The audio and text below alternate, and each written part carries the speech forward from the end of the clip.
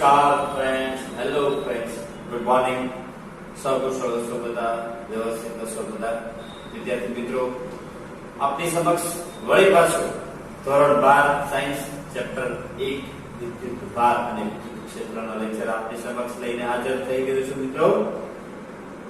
આશા કરું છું કે લાસ્ટ લેક્ચર તમને ખૂબ જ હેલ્પફુલ થયો હશે. એમાં આવનારી બધી જ થિયરી આપણે આવરી લીધી હતી.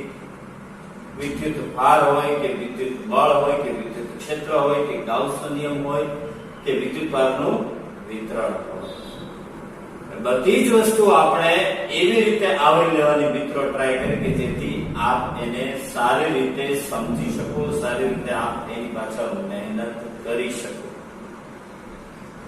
આપની સમક્ષ મિત્રો આજનો જે મારો જે લેક્ચર છે એ ચેપ્ટર 1 નો છેલ્લો લેક્ચર, પરંતુ એમાં આ વર્ષે JEE માં આવનારી સારી એપ્લિકેશન JEE નીટ ને લગતો આખો લેક્ચર મેં આ ડિઝાઇન કર્યો છે કે જેમાં હું આશા રાખું કે આ લેક્ચર જોતા પહેલા આપ સૌએ મારો ગયો લેક્ચર અને એની પહેલાનો બંને લેક્ચર એક વખત રિવિઝન કરી લેવું.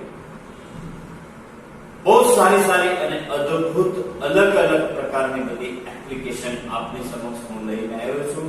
તો આપણે અગેન પ્રાર્થના દ્વારા આપણે આપણા લેક્ચરની શરૂઆત કરીએ અને પછી આપણે લેક્ચર આગળ વધારીએ. તો મિત્રો બે હાથ જોડેલા પ્રાર્થના કરીએ. આંખ બંધ થઈ. ઓમ સહના ભવસ્તુ સહનો ભુનસ્તુ સહ વીર્યં કરવાવહૈ તેજસ્વિનાવધીતમસ્તુ મા વિદ્વિષાવહૈ. ઓમ શાંતિ શાંતિ શાંતિ. ઓકે મિત્રો, ચેપ્ટર નંબર 1 આપણો અને આપણે એની એપ્લિકેશનમાં આપણે આગળ વધવાનું છે. મારી પાસે સારી અમુક ડિઝાઇન કરેલી પીપીટી ની રેડી છે, પરંતુ એ આપણે નહીં દેખાય. હું અહીં આગળ તમને આખો ક્વેશ્ચન એવી રીતે સમજાવીશ કે જેથી તમારે કોઈ પણ પ્રકારની જરૂર પડશે નહીં. અને હા મિત્રો, આ વખતે એક વસ્તુ હું એ પણ કરવાનો છું કે મારા વિડિયો લેક્ચરની સાથોસાથ હું મારી આખી પીપીટી, જેથી તમે ક્વેશ્ચન જોઈ શકો એ માટે હું મારી પીપીટી પણ મારા વિડિયોમાં મૂકીશ. તો આપ એને જરૂર લાઈક કરશો, શેર કરશો મિત્રો, મેક્સિમમ કોમેન્ટ આપો, આપના સૂચન આપો. હું મારા સાથી શિક્ષક મિત્રોને પણ કહું છું, આપના સૂચનો હંમેશા આવકારીએ છીએ. તો મિત્રો આપણે શરૂઆત કરીએ. આજનો પહેલો ક્વેશ્ચન છે કે two infinite planes each with uniform surface charge density is given sigma. મિત્રો આપણને કેને એ લોકોએ આકૃતિ આપી છે. આ JEE મેઇન્સ 2020 આ વર્ષે પૂછાયેલો ક્વેશ્ચન છે. ક્વેશ્ચન એવો છે કે મિત્રો બે અનંત લંબાઈની આવી એને પ્લેટ આપી છે કે જેના ઉપર વિદ્યુત ભારનું સતત વિતરણ છે. પણ પ્લેટ કેવી છે? યુનિફોર્મ સરફેસ ચાર્જ ડેન્સિટી, એટલે કે આપણે પૃષ્ઠ વિદ્યુત ભાર ઘનતા ભણ્યા હતા મિત્રો. સિગ્મા બરોબર Q upon E. આને અનુરૂપ એને સિગ્મા, બંને પ્લેટ છે ધન વિદ્યુત ભારિત છે કીધું. આના માટે પણ પ્લસ સિગ્મા, આના માટે પણ પ્લસ સિગ્મા. હવે જે છે બંને પ્લેટ વચ્ચેનો ખૂણો એને આપી દીધો છે 30 અંશ. તો માગે છે શું? વિદ્યુત ક્ષેત્ર. Find the electric field. પરંતુ મિત્રો એને જે છેલ્લે ક્વેશ્ચનમાં કીધું છે એ તમારે સમજવાનું છે.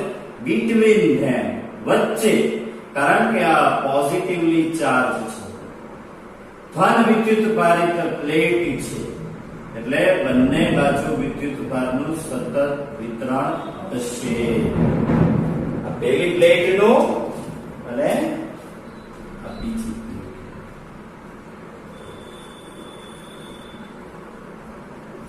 મિત્રો વિદ્યુત ભારિત કરેલી છે અનંત પૃષ્ઠ વિદ્યુત ભાર ઘનતા વાળી. પણ મિત્રો હવે આપણે જોવાનું છે વચ્ચે વિદ્યુત ક્ષેત્ર. તો તમને ખબર છે કે પ્લસ માંથી હંમેશા વિદ્યુત ક્ષેત્ર રેખાઓ કઈ દિશામાં આવે? બહારની દિશામાં. કઈ દિશામાં આવે? બહારની. એક કામ કરો, બંને પ્લેટને નંબર આપી દો. આને 1 નંબર અને 2. પહેલાનું વિદ્યુત ક્ષેત્ર એને E1 કહો, સદિશ રાશિ છે. બીજાનું વિદ્યુત ક્ષેત્ર એને E2 કહો. તો પેલી પ્લેટ માટે તો પતી ગયું મિત્રો. E1 બરોબર શું થાય? આપણે પૃષ્ઠ વિદ્યુતભાર ઘનતા માટે ભણી ગયા. E1 બરોબર સિગ્મા અપન 2 એપ્સિલોન 0. તમને યાદ છે મિત્રો, આપણે અનંત પૃષ્ઠ વિદ્યુતભાર ઘનતા હોય એના માટે E બરોબર સિગ્મા અપન 2 એપ્સિલોન 0. જ્યારે દિશાની વાત આવશે ત્યારે જો વિદ્યુત ક્ષેત્ર રેખાઓ કઈ દિશામાં છે મિત્રો, આને હું જો કાર્ટેશિયન યામાક્ષ પદ્ધતિ ઉપર દર્શાવું તો આ થાય x અક્ષ અને આ થાય y અક્ષ. તો પ્લેટ નંબર 1 માટે મિત્રો જો તમે વિદ્યુત ક્ષેત્ર રેખાઓ એની બારે દિશા એટલે કે એકમ સદિશ કયો લખવો પડે? જે કે આને કહું ઇક્વેશન નંબર 1. હવે જે બીજી પ્લેટ છે તો બીજી પ્લેટ માટે મિત્રો હું તમને થોડુંક અહીં આગળ અલગથી દેખાડું. બીજી પ્લેટ છે એ x અક્ષ સાથે 30 ડિગ્રીનો ખૂણો બનાવે છે. એની જે વિદ્યુત ભારની ક્ષેત્ર રેખાઓ છે એ તમે જોઈ શકો છો બહારની દિશામાં આવશે. કઈ દિશામાં આવશે મિત્રો? બહારની દિશામાં. તો મિત્રો અહીંયા તમારે એક વસ્તુ સમજવાની થાય કે એની જે વિદ્યુત ક્ષેત્ર રેખાઓ છે એ કયા ચરણમાં આવે? મિત્રો પ્રથમ પ્લેટને કારણે તો વિદ્યુત ક્ષેત્ર આપણને મળશે E1 બરોબર સિગ્મા અપન 2 એપ્સિલોન 0. કઈ દિશામાં? ધન y દિશામાં. એના આપણે કે સમીકરણ નંબર 1. હવે બીજી જે પ્લેટ છે એના માટે વિદ્યુત ક્ષેત્રની વાત કરો તો મિત્રો એ વિદ્યુત ક્ષેત્ર રેખાઓ એની કેવી આવશે? ત્રાંસી આવશે. તમને ખબર છે કે ત્રાંસી વિદ્યુત ક્ષેત્ર રેખાઓ હોય એટલે શું પડે? એના ઘટકો પડે. હવે આપણે એના ઘટકો પાડીએ તો વિચાર કરો કે આ પ્લેટ બંને પ્લેટ 30 ડિગ્રીનો ખૂણો બનાવતો હોય એની વિદ્યુત ક્ષેત્ર રેખા ઋણ x અક્ષ સાથે આ 30 હોય તો આ ખૂણો કેટલાનો હોય? 60 ડિગ્રીનો. હવે તો કે એ 60 ડિગ્રીનો ખૂણો બનાવે તો જો તમારે ઘટક છે જ તે પાડવા હોય તમારે 30 અંશનો ખૂણો લેવો હોય તો પણ ભલે, નહીંતર તમે અહીંયા પણ આ રીતે કરી શકો કે x દિશામાં તો કે sin 60 માઈનસ અને cos 60. તો જો આપણે એના ઘટકો પાડીએ. વિદ્યુત ક્ષેત્ર માટે કોઈ પણ જો તમારે 30 ડિગ્રી લઈને અનુરૂપ લેવું હોય તો તમારે ટૂંકમાં ઈ ધ્યાન રાખવાનું થીટાની પાછળનો ઘટક cos, થીટાની સામેનો ઘટક sin. અહીંયા આપણે 60 લઈને કરો તો જો શું આવશે? E2 cos 60 minus I2 વત્તા E2 sin 60 minus JK. હવે તો કે નેટ વિદ્યુત ક્ષેત્ર લખે તો E1 વત્તા E2. E1 તો આપણી પાસે છે, E2 બરોબર આ મૂકી દો. E2 એટલે sigma upon 2 epsilon 0 cos 60 minus I વત્તા sigma upon 2 epsilon 0 sin 60 minus JK. મિત્રો હવે J વાળા J સાથે અને I વાળા I સાથે એ રીતે ગોઠવવામાં આવે તો આપ જોઈ શકો કે સિગ્મા અપન 2 એપ્સિલોન 0 JK અહીંયા થશે minus sigma upon 2 epsilon 0 sin 60 ની કિંમત બચ્ચા બચ્ચા जानता है √3/2 minus sigma upon 2 epsilon 0 cos 60 એટલે 1/2 શું આવે? I. હવે અહીંયા છે જે વાળા જે સાથે લખો બંનેમાંથી જો આમાંથી સિગ્મા અપન 2 એપ્સિલોન 0 કોમન નીકળશે 1 minus √3/2 into JK minus sigma upon 2 epsilon 0 1/2 into આખામાંથી તમે સિગ્મા અપોન 2 એપ્સિલોન 0 બહાર કાઢો એટલે અંદર આવશે 1 માઈનસ √3/2 j કેરેટ માઈનસ 1/2 આ થઈ ગયું તમારું નેટ વિદ્યુત ક્ષેત્ર.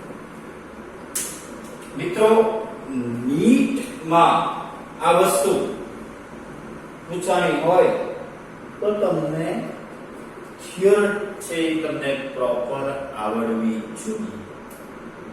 તમને ખબર પડી જવી જોઈએ કે એને વિદ્યુત ક્ષેત્ર ક્યાં માંગ્યું છે તો કે બંને પ્લેટની વચ્ચે માંગ્યું છે. બાકી માટે તમારે એ ગણતરી કરવાની આવશે નહીં. વિદ્યુત ક્ષેત્ર જ્યાં વચ્ચે માંગ્યું છે ત્યાં આગળ ગોતી ઘટક પાડી ખૂણામાં ધ્યાન રાખવાનું, ઘટક પાડતા આવડો જોઈએ, નેટ વિદ્યુત ક્ષેત્ર લખો અને જવાબ સુધી પહોંચો. મિત્રો મારી પીપીટી તમને હું જરૂર મૂકીશ તેથી આ ક્વેશ્ચન પણ જોઈ શકશો, સાથે સાથે વિડિયોનો પણ આનંદ લઈ શકો. Okay, ready? ચાલો next, moving to the next.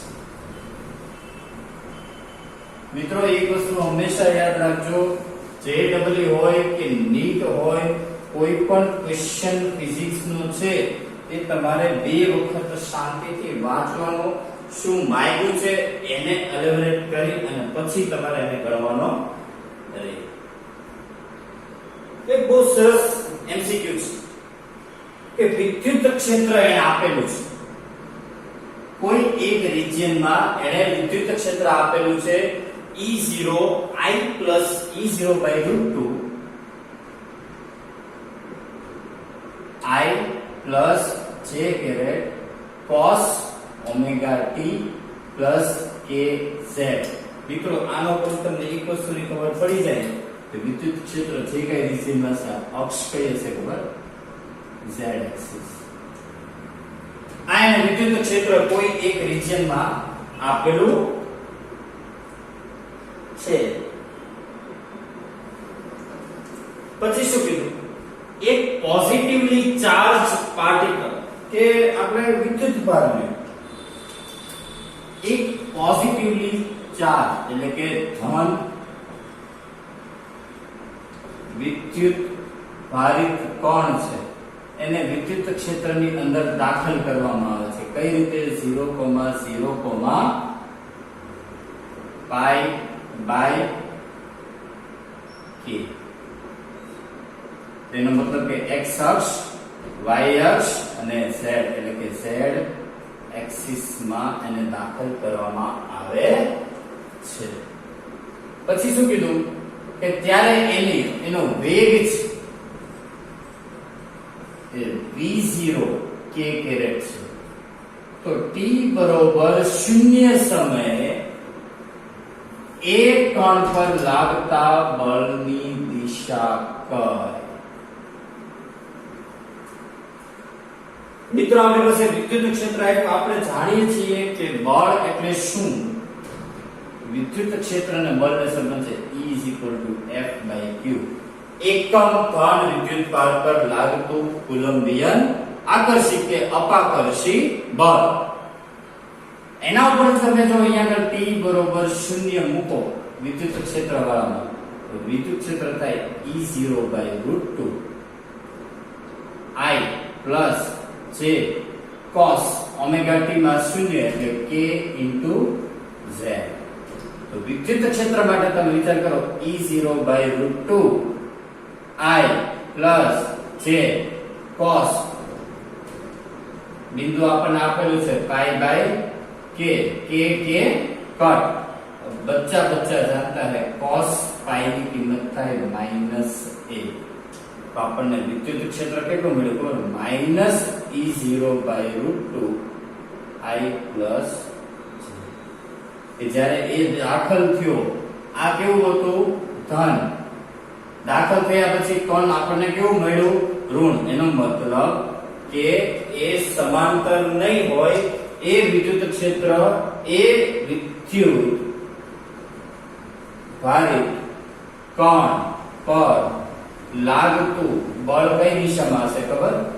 પ્રતિ સમાંતર કોને? વિદ્યુત ક્ષેત્રને. એન્ટી પેરેલલ મિત્રો કેવું હશે? પ્રતિ સમાંતર. એન્ટી પેરેલલ ડાયરેક્શનમાં એ હશે. સમજાણો મિત્રો? એની doubt, any confusion? Okay, move to the next.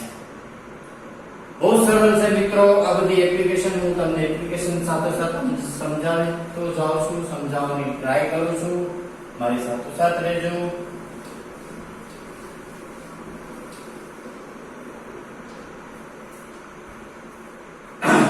Next બહુ મસ્ત છે. 3 charges are placed in the circumferences of circle. એક સર્કલ છે.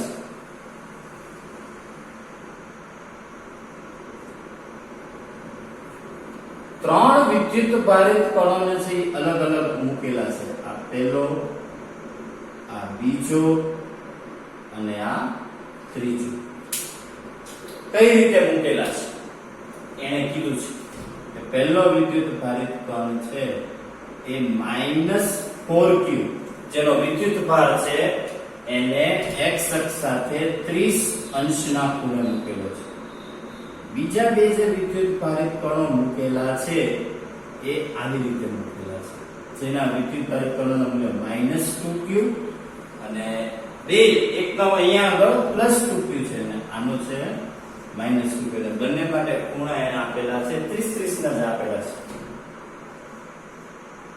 I30 અને રેડિયસ એટલે કે ત્રિજ્યા એને આપેલી છે d. ત્રિજ્યા શું આપેલી છે? d. તો એમ કહે છે કે વિદ્યુત ક્ષેત્ર x અક્ષને અનુલક્ષીને મેળવો. આ x અક્ષ, આ y અક્ષ. વિદ્યુત ક્ષેત્ર આપણે x અક્ષને અનુલક્ષીને મેળવવાનું છે. તો મિત્રો વિદ્યુત ક્ષેત્ર માટે એક વસ્તુ આપણે કીધી હતી કે ધન વિદ્યુત ભાર હોય એના માટે વિદ્યુત ક્ષેત્ર રેખા હંમેશા બહારની દિશામાં હોય અને ઋણ વિદ્યુત ભાર હોય એના માટે વિદ્યુત ક્ષેત્ર રેખા હંમેશા કઈ દિશામાં હોય? અંદરની દિશામાં. અહીંયા -4q છે, એને કારણે વિદ્યુત ક્ષેત્ર રેખા હંમેશા કઈ તરફ હશે? બહારની દિશામાં. +2q છે એને કારણે સોરી અંદરની દિશામાં હશે, એટલે -4q ને કારણે વિદ્યુત ક્ષેત્રની દિશા લ્યો તો એ આ દિશામાં હશે. +2q ને કારણે બહારની દિશામાં, -2q ને કારણે અંદરની દિશામાં. તો મિત્રો અહીંયા આગળ તમે જોઈ શકો, અહીંયા આગળ શું થશે? એનું નેટ વિદ્યુત ક્ષેત્ર કઈ દિશામાં આવશે? આ દિશામાં આવશે. કેટલું આવશે? 2q 2q. કેટલું આવશે? -4. મિત્રો આ જ વસ્તુ તમારે જોવાની છે, પછી બીજું કાંઈ નથી આમાં. તમને એટલી વસ્તુની ખબર પડી જાય કે I4q આ ટોટલ 2q 2q બંનેનો શું થાય? એક જ દિશામાં આવ્યો. બંનેનો શું થાય? સરવાળો. બંનેને કારણે વિદ્યુત ક્ષેત્ર આપણને ખબર છે E બરોબર સૂત્ર શું છે? kq/r². હવે બંનેને કારણે ખાલી મેળવવાનું રહ્યું, પણ જો થીટા પાછો સરખો, બંને ત્રાંસા સદિશો આવ્યા એટલે બંનેને કારણે બેયના શું પડે? ઘટક પડે. આના પણ ઘટક પડે. બંનેના cos ઘટક ધ્યાનમાં લેવાના. આ બે ઘટક બેયના કેવા થઈ જાય? કેન્સલ. તો નેટ વિદ્યુત ક્ષેત્ર તમે આમ ગણવા જાવ તો બેયના થાય. બેયના cos ઘટક 2kq/r² cos 30. પણ અહીંયા વિદ્યુત ભાર કેટલો આવ્યો? -4q. તો જો 2k એટલે 1/4πε0 -4q/d² cos 30 એટલે √3/2. હવે જે ઉડતો એ ઉડાડો. જો આ 2 2 4 4. તો આન્સર તમારો આવ્યો -√3q/πε0d². આ વિદ્યુત ક્ષેત્ર છે. મિત્રો એકદમ સરળ છે, તમને ખાલી એટલી ખબર પડી જોઈએ કે વિદ્યુત ક્ષેત્રની દિશા કઈ રીતે લેવી. વિદ્યુત પર ધન હોય તો બહારની દિશામાં, ઋણ હોય તો અંદરની દિશામાં. પછી અહીંથી તમને ગણતરી આવડવી જોઈએ. બાકી આનાથી સરળ એકેય એમસીક્યુ નથી. મિત્રો યાદ રાખજો, હું મારે પીપીટી માંથી માત્ર ને માત્ર ક્વેશ્ચન્સ મૂકીશ. આન્સર તો તમારી પાસે છે જ, સોલ્યુશન તો મેં તમને કરાવેલું છે. હું માત્ર ક્વેશ્ચન આમાંથી મૂકવામાં આવશે. ઓકે મિત્રો, એની ડાઉટ, એની કન્ફ્યુઝન જોઈ લો. પછી next, moving to the next one.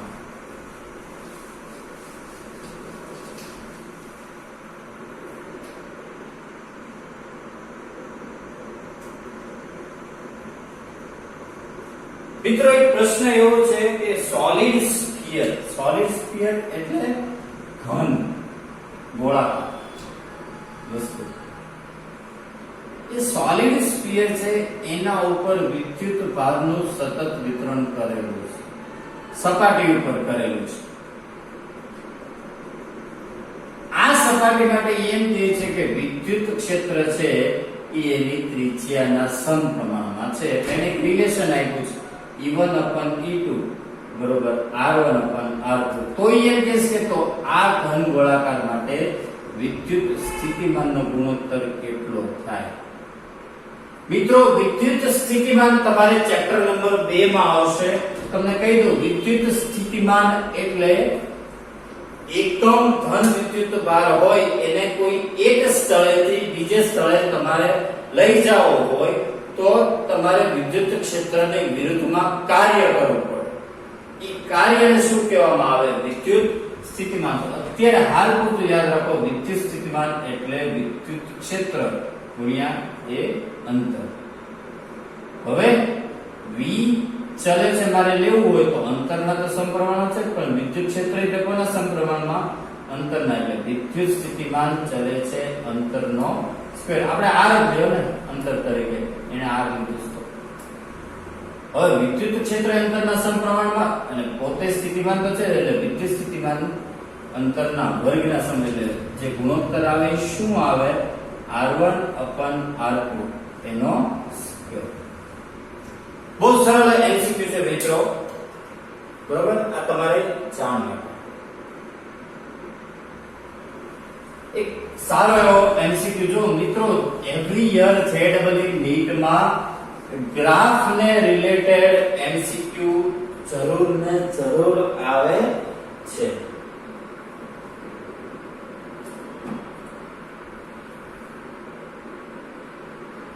A charged particle of mass m and q released from rest of uniform electric field. એક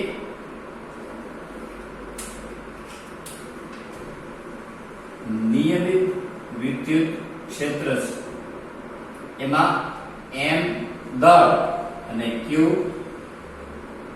વિદ્યુત ભાર ધરાવતો એક કણ છે. એને રિલીઝ કરવામાં આવે એટલે પહેલા એ રેસ્ટ ઉપર હોય, એટલે સ્ટાર્ટિંગ એનો વેગ કેટલો હોય? 0. પછી એને રિલીઝ કરવામાં આવે છે.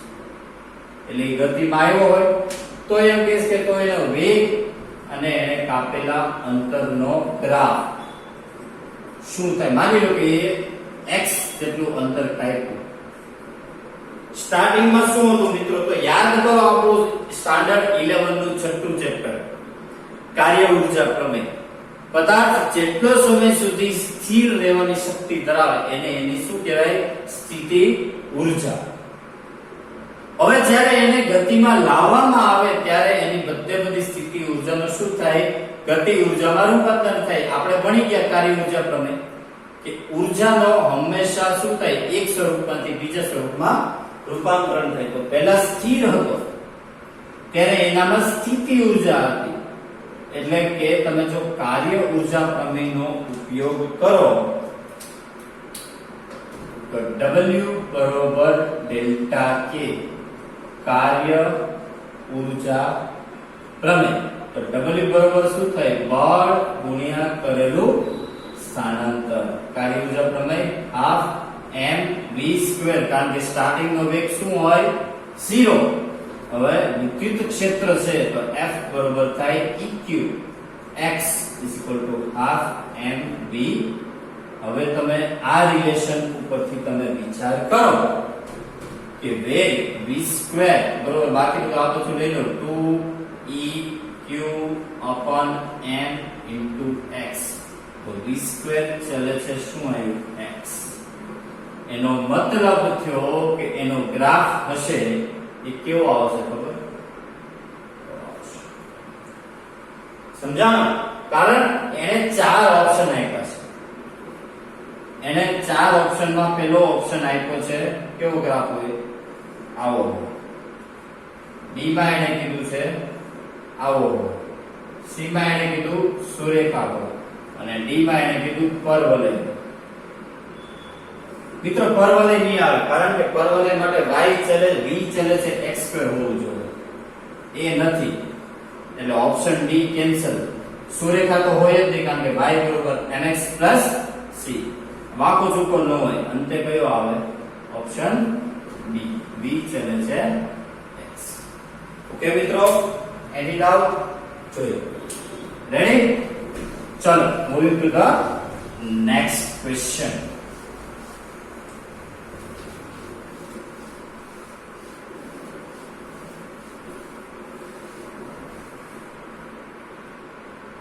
Okay, next. એક વિદ્યુત ક્ષેત્ર કોઈ P બિંદુ પાસે વિદ્યુત ક્ષેત્ર આપેલું છે. કોઈ P બિંદુ પાસે વિદ્યુત ક્ષેત્ર EP એને આપેલું છે -i - 3j + 2k. પછી શું કહીશ અને આ કોઈ એકમ સદિશ આપેલો છે. એક્ચ્યુઅલી એકમ સદિશ ન હોય એની ભૂલ છે. r સદિશ r બિંદુ પાસે i + 3j + 5k. હવે એ કહેવા એવું માંગે છે કે P બિંદુ પાસે અને r બિંદુ પાસે એનો ડોટ પ્રોડક્ટ લેવામાં આવે તો એનો જવાબ 0 આવે છે. તો આવે છે જો i ડોટ i એટલે -1 -3 એટલે 9 -1 આ બેનો લ્યો -1 -9 + 10 એ પ્રૂફ થઈ ગયું. એનો જવાબ શું આવે છે 0. હવે આગળ vector parallel to the electric field. તો r ને સમાંતર વિદ્યુત ક્ષેત્ર ગોતવાનું છે. તો વિચાર કરો ડોટ પ્રોડક્ટ 0 આવતો હોય એવા બે કેસ હોઈ શકે. કાં તો બે વિદ્યુત ક્ષેત્ર એક દિશામાં હોય બંને ક્ષેત્ર રેખાઓ અને કાં તો બે ક્ષેત્ર રેખાઓ એકબીજાને પ્રતિ સમાંતર હોય. કાં તો થીટા બરોબર 0 ડિગ્રી હોય કાં તો 180 ડિગ્રી હોય. આવા કેસમાં તમારે r પાસે વિદ્યુત ક્ષેત્ર જોતું હોય તો શું કરે ખબર P પાસે હોય ને એના કરતા તમારે નિશાની અલગ લઈ લેવાની. -i છે તો +i, -3j છે તો +3j અને +2k છે તો -2k. then that is your answer. કારણ કે સમાંતર કે પ્રતિ સમાંતર જ હોવાના 0 ડિગ્રી અથવા 180 ડિગ્રી જ હોવાના. આવા સમયે તમારે શું કરવાનું જે વેક્ટર P બિંદુ પાસે જે આપ્યો હોય એની શું કરી નાખવાની દિશા બદલી નાખવાની. ઋણ x હોય તો ધન x કરી નાખવાનું, ઋણ y હોય તો ધન y અને ધન z હોય તો ઋણ z. બીજું કાંઈ નથી. થોડોક લોજિકલ છે, સારો એવો MCQ છે. ઓકે જોઈ એક બહુ સરસ મજાનો એક દાખલો છે.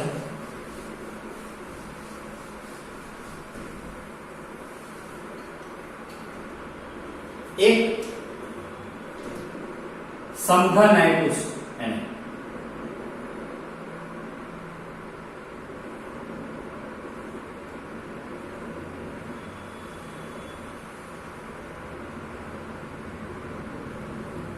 આવું એક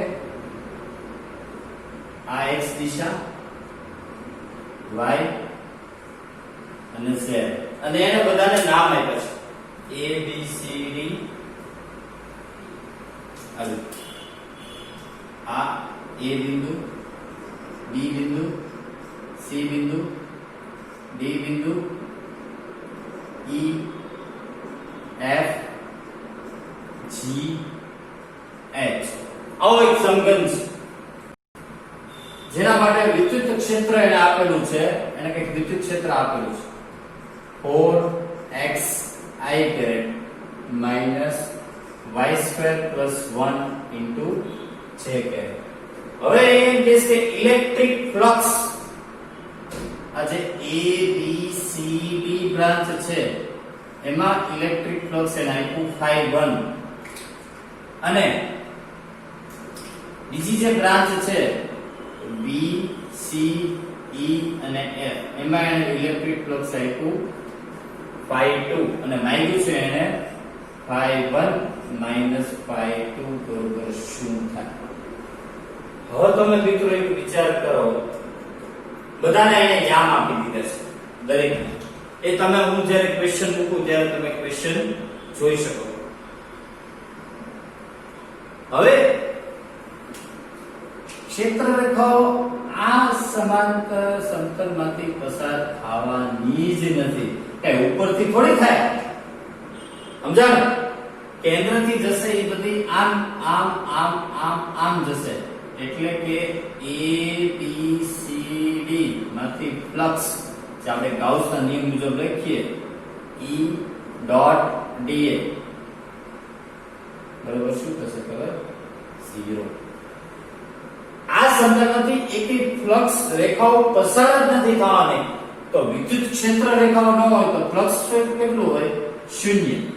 હવે B C E F આ સમતલ માટે તમે હવે વિચાર કરો, તો એ સમતલ માટે તમે વિચાર કરો તો ફ્લક્સ phi2 બરોબર તમે E ડોટ dA લેવા જાઓ તો E dA cos થાય 0, cos 0 ની કિંમત 1.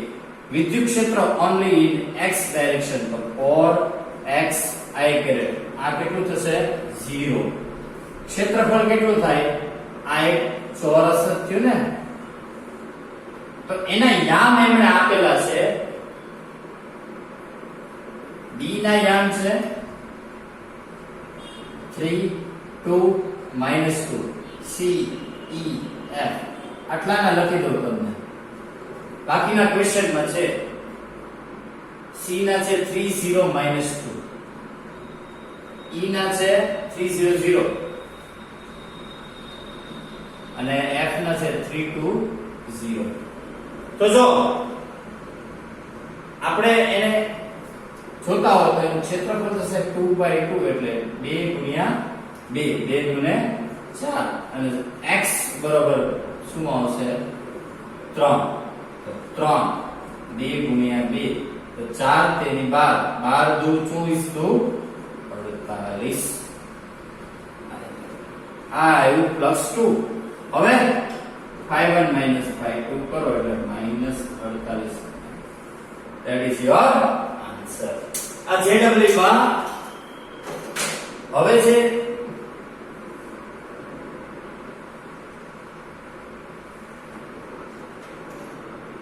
નવી પેટર્ન મિત્રો આવી, JW માં જે નવી પેટર્ન આવી એ મુજબ 20 MCQ હોય અને 5 ન્યુમેરિકલ હોય. એ આવા જ ક્વેશ્ચન પૂછે મિત્રો, કારણ કે તમારે કોમ્પ્યુટરમાં તમારે ટાઈપ કરવાનું થશે, તો એને લગતી કોઈ એક એવી વેલ્યુ કે જે ફ્રેક્શનલ આવે એવી જ વેલ્યુ તમારે માં ટાઈપ કરીને મૂકવાની હોય.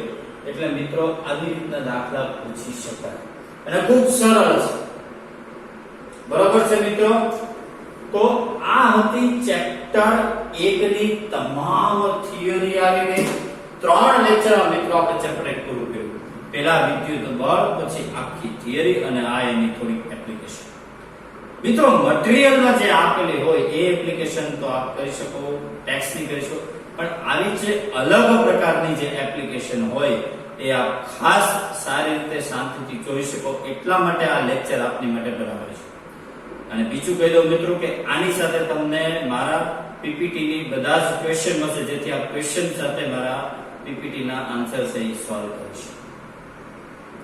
આશા રાખું છું આ લેક્ચર તમને ખૂબ હેલ્પફુલ થાય. મેક્સિમમ આને લાઈક કરજો, શેર કરજો. મિત્રો આપના સૂચન આપવાનું ભૂલશો નહીં. હજી સબસ્ક્રાઇબ કરવાનું રહી ગયું તો એ કરજો. હવેથી મિત્રો હું 12માનું ચેપ્ટર નંબર 9 કિરણ પ્રકાશ શાસ્ત્રના 1 by 1 લેક્ચર મૂકીશ. તો આપના સૌ માટે એ લેક્ચર મૂકવામાં આવશે, તો આપ જરૂર ને જરૂર જોશો, લાઈક કરશો, શેર કરશો, કોમેન્ટ કરશો. બાકી ઘરે રહેજો, સુરક્ષિત રહેજો, બહાર નહીં નીકળતા મિત્રો. હજી કોરોનાનો ખતરો મટ્યો નથી. સરકારે છૂટ આપી છે, કોરોનાએ આપણને છૂટ આપી નથી. તો એ બદલ આપ સૌને મારી અપીલ છે, ઘરે રહેજો, ભણતા રહેજો, સુરક્ષિત રહેજો. થેન્ક યુ મિત્રો.